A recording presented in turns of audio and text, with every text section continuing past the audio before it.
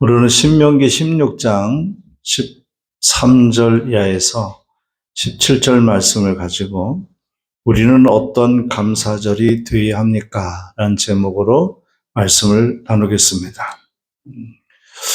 사랑하는 성도 여러분, 오늘 우리는 다시 한번 추수감사절이라는 절기 앞에 있습니다. 우리 교회는 11월 2일인 오늘로 지키지만 날짜가 중요한 것이 아니라 이 절기를 통해 하나님께서 우리에게 무엇을 요구하시고 또 우리는 어떤 존재로 서야 하는가 하는 본질적인 질문 앞에 서는 것이 중요합니다. 유대인들이 지혜의 책인 탈무드에 보면 세상에서 가장 지혜로운 사람은 배우는 사람이고 세상에서 가장 행복한 사람은 감사하며 사는 사람이다라는 기록이 있습니다. 유대인들이 하나님께 드리는 모든 제사의 중심에는 하나님께 감사가 있었던 것입니다. 대표적인 예를 들어보면 6월절 예배는 애굽에서 노예 생활과 죽음을 피해 구원받은 하나님의 백성으로서의 감사, 우리가 죽음에서 이제 해방되고 구원을 얻게 되는 건짐을 받은 하나님의 백성으로서의 감사가 6월절 제사였습니다. 두 번째는 77절이라고 불리고 오순절이라고 불리는 봄의 수확을 드리는 맥주 감사절을 지켰고요. 그 다음에 세 번째는 초막절이라 불리는 수장절은 1년의 수확과 축복이 표현하는 추수감사절 예배를 드렸습니다. 이렇게 볼 때 이들은 이스라엘 사람들의 절기 제사는 다 초점이 하나님께 감사였다라는 겁니다. 유대인들이 613가지의 계명이 있는데 그 중에 소극적인 계명이 365가지고 적극적인 계명이 248가지인데요. 이 적극적인 계명 내에는 다 하나님께 감사하라는 그러한 의미의 명령형으로 되어 있습니다. 청교도들이 신앙의 자유를 찾아 신대륙에 와서 그 고난과 역경 속에서 첫 수확을 가지고 하나님께 예배 드린 것이 오늘날 우리가 드리는 추수감사절의 시작입니다. 중요한 것은 그들이 상황 속에서 감사했다기보다는 그들이 하나님께 받은 복을 따라가며 감사했다는 겁니다. 그래서 우리가 맞이할 감사절은 어떤 감사절이 되어야 할까? 오늘 신명기 16장 13절 이하에서 17절 말씀을 통해 우리는 어떤 감사절이 되어야 합니까? 라는 제목으로 4가지 말씀을 드리려고 합니다. 첫째 내용은 감사는 기뻐하고 즐거워하는 축제가 되어야 합니다. 13절 말씀을 우리 같이 읽어봅니다. 너희 타작마당과 포도주 틀에 소출을 거두어 드린 후에 2일 동안 초막절을 지킬 것이라. 이 말씀에 보면 추수감사절을, 감사절을 지켜라 라는 명령형으로 되어 있습니다. 그러면 감사절을 하나님 지키라고 명령했으면 어떻게 지켜야 하느냐라는 것은 우리가 또 생각해 봐야 될 문제인데 14절, 15절의 말씀에 보면 2가지를 얘기합니다. 함께 연락하되, 그 다음에 15절에는 너희는 온전히 즐거워할지니라.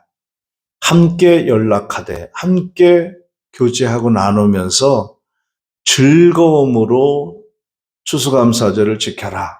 성경이 그렇게 얘기했어요. 이 말씀을 한마디로 한 단어로 보면은 추수감사절은 축제가 되어야 된다라는 얘기입니다. 다시 말씀드리면 추수감사절은 하나님이 한 해 동안 주신 은혜와 복을 감사하며 서로 함께 나누며 교제하면서 즐겁고 기쁨의 축제가 되어야 된다. 이게 추수감사절을 지키는 방법입니다. 이스라엘의 감사절은 단순히 제사를 드리는 날이 아니라 축제였다는 거죠. 광야의 40년이 고난 끝에 약속의 땅 가나안을 주신 하나님의 은혜에 감사하여 그들은 경배와 찬양인 축제의 예배를 드렸고요. 청교도들이 1년 동안 축복하신 은혜에 대한 감격과 기쁨을 이웃의 인디안들을 초청해서 함께 나누며 기쁨의 축제의 잔치를 가졌습니다. 이런 역사적으로나 성경적으로 볼 때에 추수감사절은 축제가 되어야 합니다. 여러분, 우리가 예수 믿고 산다는 것이 무거운 짐일까요? 의무감에 억지로 끌려 나오는 것입니까? 아닙니다. 광야와 같은 고난과 고통 뒤에 우리에게 구원과 영원한 생명을 주신 하나님, 여기까지 우리를 인도하여 도우신 에베네셀의 하나님께 우리의 뜨거운 가슴과 신앙의 열정을 표현하는 감사절이 되어야 된다는 겁니다.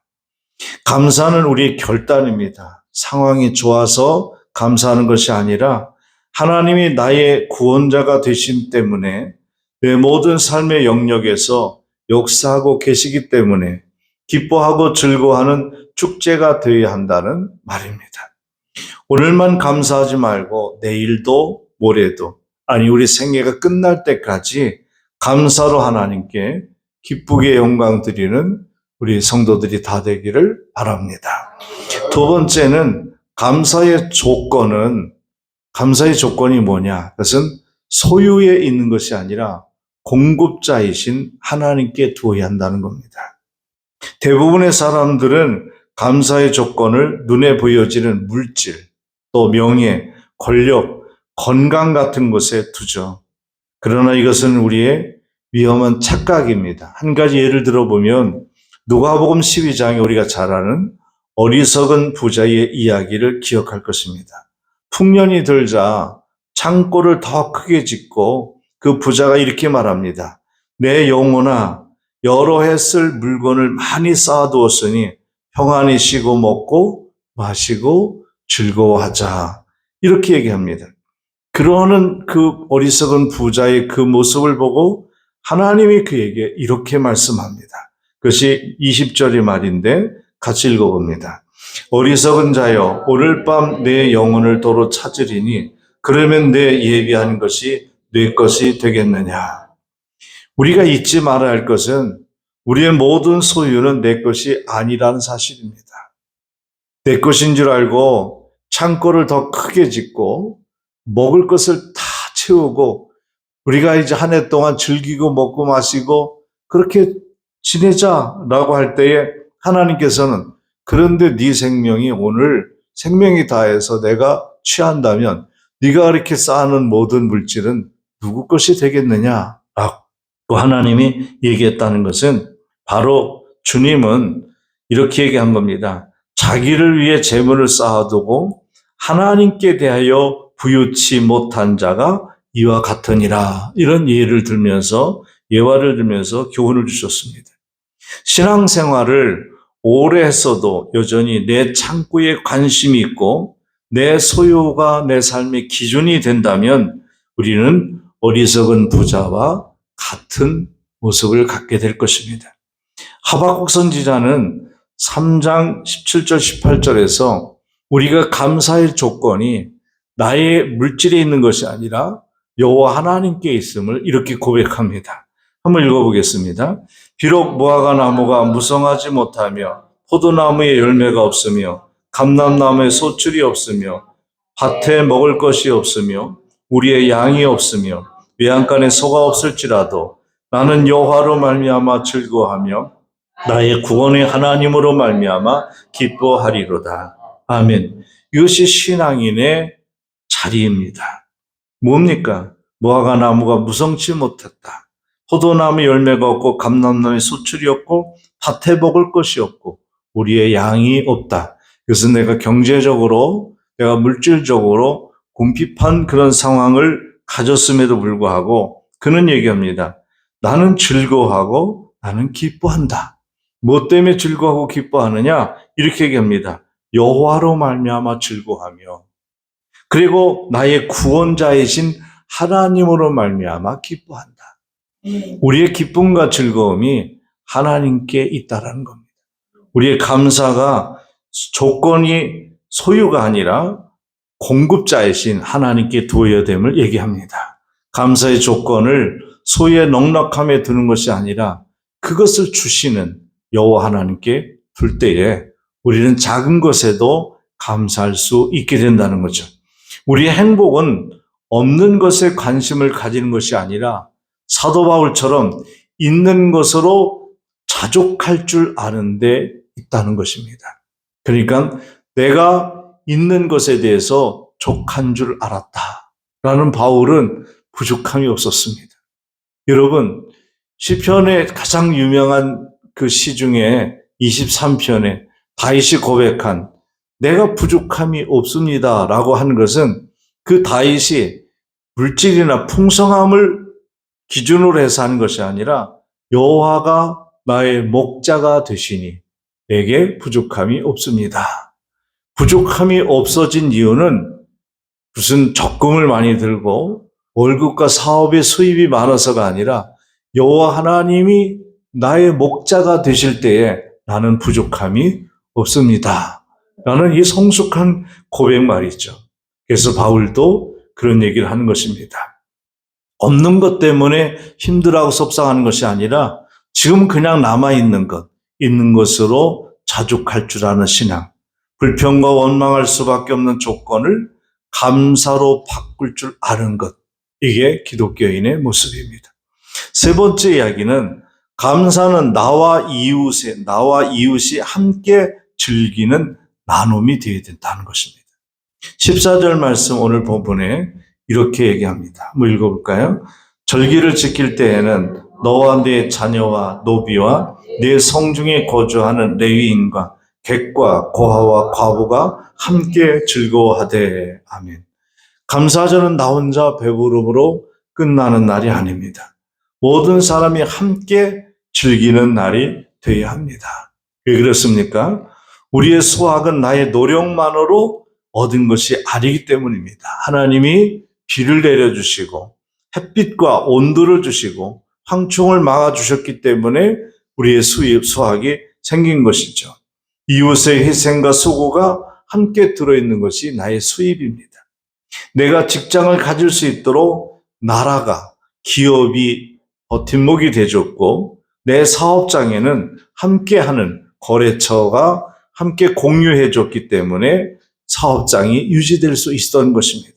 그러므로 추수감사절이 감사절의 절기의 세 번째에 우리가 중요시 여겨야 될 것은 함께 나눔의 감사가 있어야 된다는 겁니다. 레위기 19장 9절 10절의 말씀에 이렇게 말합니다. 한번 읽어봅니다. 너희가 너희 땅에서 곡식을 거둘 때에 너는 발 모퉁이까지 다 거두지 말고 내 떨어진 이삭도 줍지 말며 내 포도원의 열매를 다 따먹지 말며 내 포도원에 떨어진 열매도 줍지 말고 가나안 사람과 거류민을 위하여 버렸더라.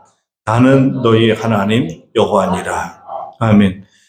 발모퉁이까지 다 거두어서 떨어진 이삭까지 다 싹싹 줍지 말고 가난한 사람과 타국인을 위하여 그것을 남겨둬라라고 얘기하십니다. 내가 땀 흘려 지은 농사지만 다 내 것이 아니라는 것입니다. 다 그것은 같이 농부로서의 무슨 싹쓸 받고서 일했지만 그들의 수고도 있고 하나님이 내려준 빛과 온도와 비도 있었기 때문에 그러니 너 혼자 다 먹지 말고 그리고 나그네와 어려운 사람들에게도 그들에게도 먹을 수 있도록 나눠둬라. 이렇게 얘기합니다. 하나님이 원하시는 참된 경건은 고아와 과부를 돌아보는 것이었습니다. 우리 주님은 항상 가난한 자, 소외된 자의 친구가 되주셨죠. 오늘 추수감사주일을 맞이하면서 우리 성도들도 이웃과 함께 감사를 나눠야 하는데 오후에는 우리가 좀 요새 전도를 몇 년 동안 안 해봤지만 함께 좀 나누면서 예수 그리스도의 이름을 건네주는 그런 시간이 짧고 뭐 많지는 않겠지만은 한 60여 봉지니까 한 사람당 뭐 5, 6개, 6개 정도씩만 나누면은 끝나는데요. 그것이 진정으로 우리에게 구원의 은혜를 베풀어 주신 하나님께 감사하는 표현 중에 하나가 되고 비로소 주님의 뜻을 이루는 계기가 될 것입니다. 끝으로 감사는 하나님께 감사 예물을 힘껏 드려야 합니다. 17절 말씀 읽어봅니다. 시작. 각 사람이 내 하나님 여호와께서 주신 복을 따라 그 힘대로 드릴지니라. 아멘. 그 힘대로 드릴지니라. 하나님께 감사 예물을 드리는데 그 힘대로 드릴지니라 라고 했는데, 그 힘대로라는 말은 히브리어 말로 야드라는 말입니다. 이 말은 능력껏, 그 다음에 재력껏 드려라 라는 뜻입니다. 남과 비교하여 드린 것이 아니라 내가 하나님께 받은 은혜와 축복의 분량에 부끄럽지 않도록 최선을 다하여 감사 예물을 드려라 라고 얘기합니다. 하나님은 물질이 필요해서 이 예물을 요구하는 것이 아니죠. 예물을 드리는 우리의 정성을 보고 싶으신 겁니다. 그리고 행함과 믿음이 일치되는 생활을 원하신 겁니다. 감사가 있는 마음은 힘 있는 대로 드리고 싶어하고, 감사가 적은 마음은 약해지기 마련입니다. 감사는 단순히 헌금으로만 표현되는 것이 아닙니다. 예물로 헌신하고 봉사, 충성, 섬긴 나눔을 통해서 우리의 감사가 삶의 자리에서 행함으로 나타나는 행위가 감사 예물을 드리는 것입니다. 우리의 삶에서 감사가 넘칠 때 성경은 이렇게 약속했습니다. 후손이 잘 되는 복을 주시고 집안의 부유와 재물을 주시며 우리의 삶 자체가 하나님께 큰 영광이 된다라는 약속을 하셨습니다. 말씀을 맺겠습니다. 사랑하는 성도 여러분, 이번 감사절은 하나님의 은혜에 기뻐하고 즐거워하는 축제가 되어야 하겠습니다. 그 감사의 조건을 눈에 보이는 소유가 아니라 구원자이신, 공급자이신 하나님께 두시기 바랍니다. 그 감사를 이웃과 함께 나누는 나눔의 시간이 되시기를 바랍니다. 그리고 그 감사에 합당한 힘껏 드리는 예물과 행위가 함께 선행되시기를 바랍니다. 평생 베풀어 주신 주님의 은혜와 구원의 은총에 감사하고 올 한 해 베풀어 주신 모든 축복에 감사하며 하나님께 영광 돌리고 또 주님의 일에 멋있게 쓰임받는 저 여러분이 다 되시기를 주의 이름으로 축복합니다.